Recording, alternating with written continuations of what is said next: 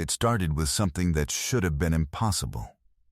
A 7-year-old girl sitting alone on a picnic bench at a rest stop on I-40 in Dixon County, Tennessee, looking up at a man she had never met, 6'1", 220 pounds, 17 years of Iron Horse Brotherhood patches on his cut, and saying, in the matter-of-fact way that children deliver the things that undo grown men, 4 words that stopped him where he stood. Her name is Laurel. Walt Greer had not heard that name spoken by another person in 3 years. He had not cried in 30. He stood on the concrete walkway of the Birdsong Rest Area on a Tuesday afternoon in October, with the sound of the interstate behind him, and the leaves coming down from the oaks along the fence line, and he felt something move in his chest that he had not felt in so long he had stopped expecting to feel it again. The girl said it again, tilting her head the way children do when they are trying to understand why an adult has stopped functioning. Her name is Laurel, she whispered, not because she was afraid, but because something in the way he had gone still told her that this word needed to be handled carefully. My mama's name is Laurel. Walt Greer sat down on the bench beside her. He did not trust his legs to hold him for what was going to come next. The Birdsong Rest Area sat 40 miles west of Nashville on the south side of I-40, between 2 exits that served towns that had mostly emptied out in the decades since the interstate rerouted the traffic away from their main streets. It had 2 picnic tables, a facilities building with a Tennessee tourism mural on one side that had been fading since the 90s, and a vending machine near the door whose C-column light had been dark for so long that the tape someone had put over it as a temporary fix had yellowed and curled at the corners. A single oak tree stood between the 2 tables, large enough that its root system had pushed up the concrete around its base into a low ridge, and in October it came down slow and steady in the wind off the interstate, 1 leaf at a time, the way oaks do. This was the kind of place that people passed through and did not think about afterward. It had once been busier, a generation ago, before the bypass. Before the gas station chains consolidated along the exits, it had been a place where families stopped and ate sandwiches from a cooler and let the dog out and consulted paper maps. Now it was a place people used when they had no better option. The picnic tables had names carved into them by people who were not coming back. Walt Greer had pulled off the interstate at 11:47 in the morning because he had been riding since 6, and the cold was in his hands, and he needed coffee. He was 58 years old. He had a jaw that looked like it had been set in concrete sometime in his 40s and had not moved much since. A gray stubble that had given up on becoming a beard years ago and now simply existed as a permanent condition of his face. And eyes the color of old denim that had a quality to them, not hard, not unkind, but held back, as though what was behind them was being kept in storage. When he walked into a space, the space adjusted, not because he wanted it to, because 35 years of being built the way he was built had made adjustment the natural response in other people, and he had stopped noticing it. He had been a member of the Iron Horse Brotherhood for 17 years. The patches on his cut recorded it plainly. Road captain, then chapter vice president, then back to road captain when the VP work took more of him than he had to give. He had been riding I-40 west out of Huntsville since 6 that morning toward Memphis, alone, for a reason he had not shared with the chapter and did not intend to. It was the 7th anniversary of his daughter's death. He did not call it that to himself. He called it the 14th of October, which was what it was, and he called the drive a long ride, which was also what it was, and he did not examine the fact that every year on the 14th of October he got on the bike and rode west on I-40 until he reached mile marker 188 and slowed down and looked at the median and then kept going. He did not examine it because he understood, at some level below the one where he made conscious decisions, that examining it would require him to explain what it was for, and he did not know what it was for, except that it was necessary, and he did it. He had stopped at Birdsong because his hands were cold and he wanted coffee, and because the coffee could wait another 40 miles, but his hands could not. Before we get to what Walt found on that bench, and what it did to a man who had not cried in 30 years, hit subscribe and drop your city in the comments below. I want to see how far this story travels. I read every one. Now, back to the Birdsong Rest Area. Back to a Tuesday in October. Because what happened at that picnic table is something Walt Greer will carry for the rest of his life. Marigold Sotter was 7 years old and had been sitting on the picnic bench for 2 hours and 19 minutes when Walt walked past her on his way to the vending machine. Everyone called her Mari.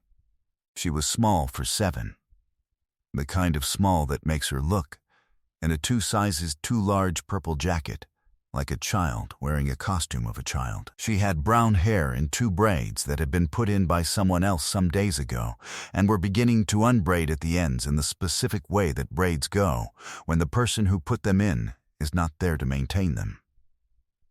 She had 1 sneaker with Velcro and 1 with a lace that had broken and been knotted in 3 places. Her jeans had a grass stain on the left knee from the morning when she had been sitting in Mrs. Gentry's backyard watching a caterpillar on the fence post and had leaned too far forward.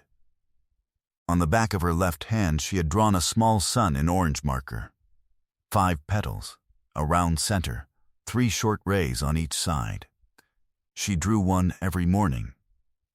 She had been drawing them every morning for 2 years.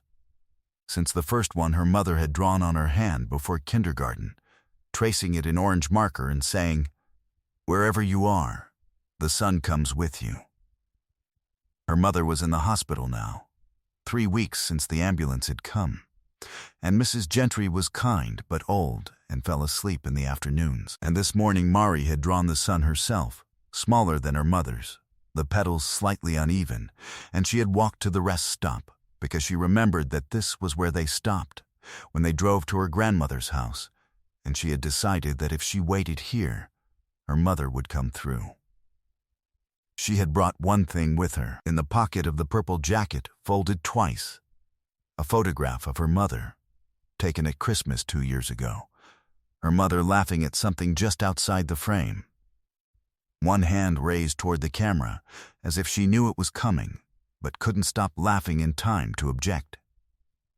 The photograph had been folded so many times the creases had gone white. She had been waiting since 9:30 in the morning.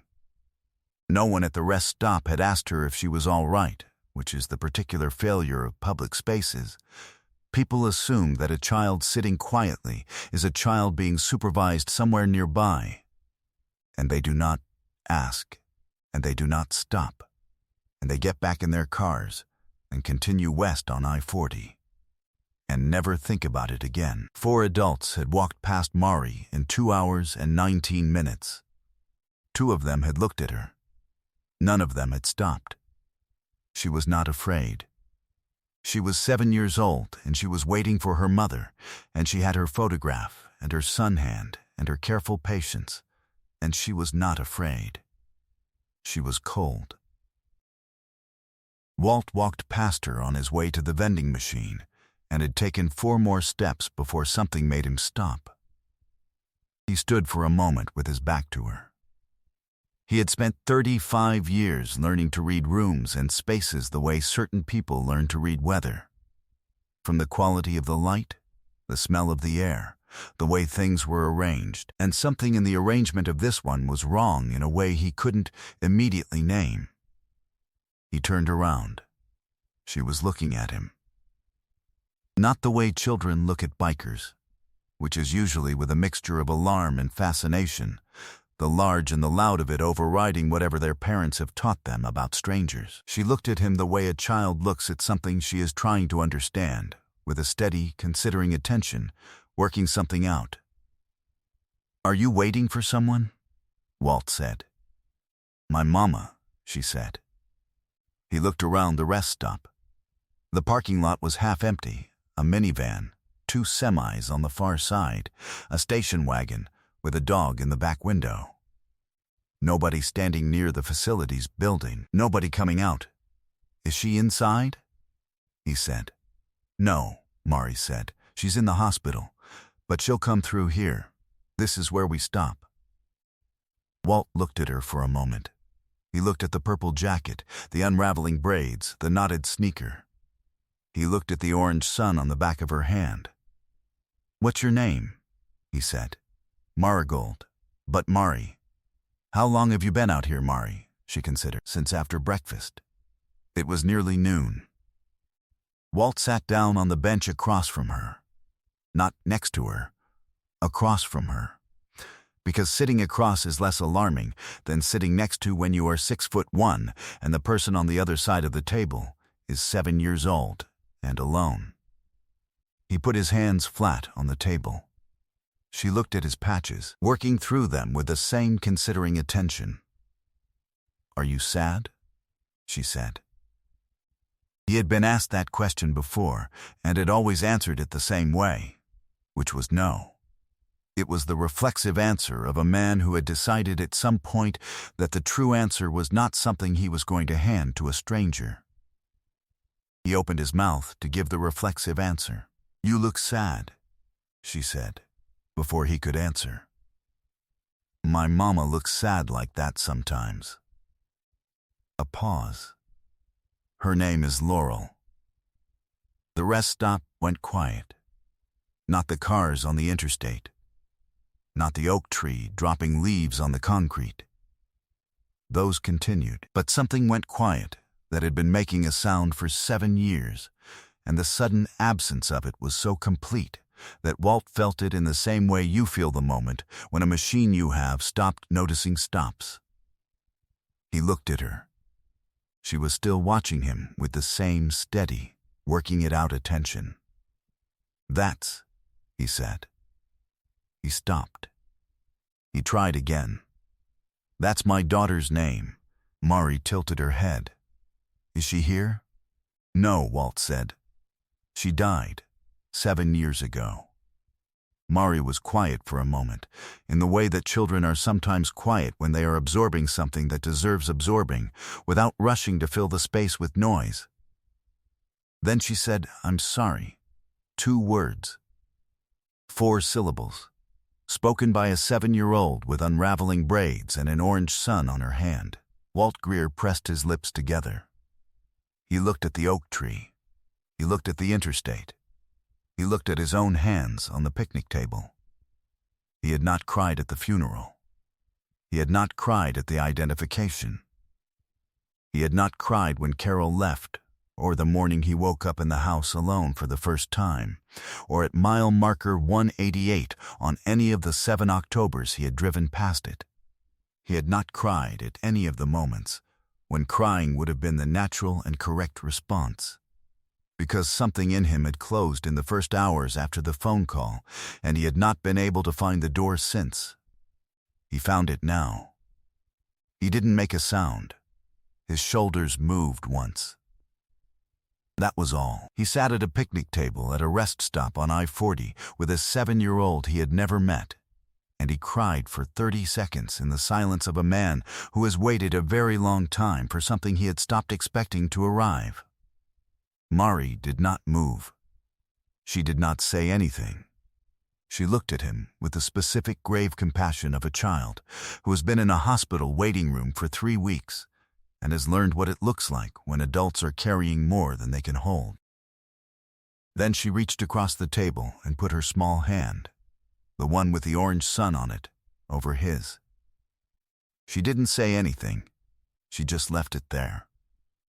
Walt called 911 first, and when the dispatcher asked for a description of the situation, he said, quietly, 7-year-old girl, alone at the Birdsong Rest area off I-40 in Dickson County. She's safe, she's with me, but she needs someone to come. Then he sat back down across from Mari and asked her about her mother, and she told him. She told him about the hospital and Mrs. Gentry and the walk to the rest stop and the photograph in her pocket. And she showed him the photograph, unfolding it carefully along its white creases. And he looked at the woman laughing at the camera, and he said she had a beautiful laugh. And Mari said yes, she did. He asked for Mrs. Gentry's address.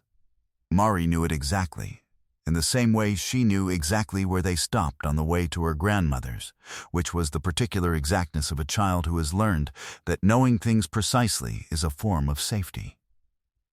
He called his chapter VP, a man named Ellis Boone, while they waited for the sheriff's deputy to arrive. He gave Ellis the situation in the same quiet, factual way he gave the dispatcher. The child, the mother, the hospital, the Tennessee DCE's file that had been open for 6 weeks without a home visit. He said the name of the caseworker was Brenda Moss. He said he wanted to know by tonight whether that file had moved. Ellis wrote it down. He asked if Walt needed anyone there. Walt looked at Mari, who had taken the photograph back out of her pocket and was looking at it in the October light, tracing the edge of her mother's face with one finger. Just the file, Walt said. And somebody to stay with her tonight. Ellis said. Done. The deputy arrived at 12:19. He was young, careful, and treated Mari with the specific gentleness that certain officers bring to children in crisis, getting down to her level, asking her questions in a tone that did not alarm her, giving her something to hold while he spoke. He took Walt's information. He looked at the patches, and he looked at Walt's face, and he looked at the way the girl was sitting, close enough to the large biker that their arms were touching, her hand still in the general vicinity of his on the table. And he made a correct assessment of the situation and said nothing about any of it. The deputy drove Mari to Mrs. Gentry's house. Walt followed on the bike. Mrs. Gentry was 81 years old, a small white-haired woman who opened the door and immediately began apologizing in a way that suggested the apology had been building since the moment she'd woken from her nap and found the house empty. The deputy was kind with her. Walt stood on the porch and said nothing. He looked at the house, clean, cared for, the yard raked. A pot of chrysanthemums by the door, and he looked at Mrs. Gentry's hands, which were shaking, and he understood that this was not negligence. This was an 81-year-old woman doing the best she could with a situation that had exceeded what anyone could reasonably ask of her. He asked Mrs. Gentry if he could sit on the porch until someone from the chapter arrived. She said of course, and went inside and came back with coffee he hadn't asked for. And he drank it on the porch steps, while Mari sat inside watching television, the purple jacket finally off, the knotted sneaker finally exchanged for a pair of slippers that were too big for her feet, and that she walked in by curling her toes. Ellis Boone arrived at 3:15 with a man named Cord, who was built like Walt and had a daughter of his own in middle school, and who had, over 17 years in the chapter, become the person you called when the situation was less about muscle than about steadiness. Walt heard the truck engine cut in Mrs. Gentry's driveway before he saw them. He stood up from the porch steps. They came up the walk and stopped, and the three of them stood on the porch for a moment without speaking, which was all the briefing they needed. The DC's file, Ellis told him, had moved. He said it the way you say something when the fact of it still surprises you a little. He said the chapter had made 47 calls to the DC's emergency hotline between 12:30 and 3 o'clock that afternoon, Iron Horse Brotherhood members from 3 states, working off a phone tree that Ellis had activated inside of 10 minutes.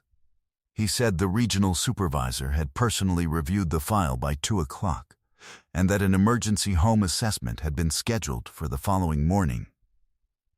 He said the Nashville chapter's lawyer, a man named Prentice, who billed at $400 an hour and volunteered his Tuesdays to the chapter pro bono, had made a single additional call that had produced the supervisor's personal review. He said Brenda Moss had left a voicemail for the family contact number at 2:45. Walt nodded. He looked at the front door, through which the sound of a cartoon was coming. "The mother," Walt said. "Laurel Sutter," Ellis said. He paused. He had been with the chapter for 14 years. He knew what that name meant. He said it carefully. "She's at Vanderbilt. Cardiac situation. Treatable, she's expected to be home within the week." Walt looked at the chrysanthemums by the door. He looked at the street, the October leaves coming down, the afternoon going gray. He said, 22 of us are at a rally in Nashville this week." "Yes," Ellis said. "Hospital's 20 minutes from the venue." Ellis said nothing. "I want someone in that hallway," Walt said. "Every day until she's home. Not to do anything. Just so the staff knows she has people watching." Ellis looked at him for a moment with the expression of a man confirming something he already knew. "Already arranged," he said. "Chords on tonight." Walt nodded. He stayed on Mrs. Gentry's porch until 6. At 5:45, Mari came outside in the 2 big slippers to tell him that Mrs. Gentry said supper was ready, and did he want to eat with them. He said he didn't want to impose. Mari said it wasn't imposing because Mrs. Gentry had made too much soup anyway, which was something Mrs. Gentry apparently always said about supper when she wanted people to stay. He stayed for soup. He sat at the kitchen table across from Mari, who had combed out her braids and put her hair in a single ponytail that was slightly off-center, and who ate her soup with the focused efficiency of someone who had not had a proper meal in a while. Halfway through the soup, she looked up at him. "Did you feel better?" she whispered. "When you cried." Walt looked at her. He thought about it. "Yes," he said. It was the truest thing he had said in years.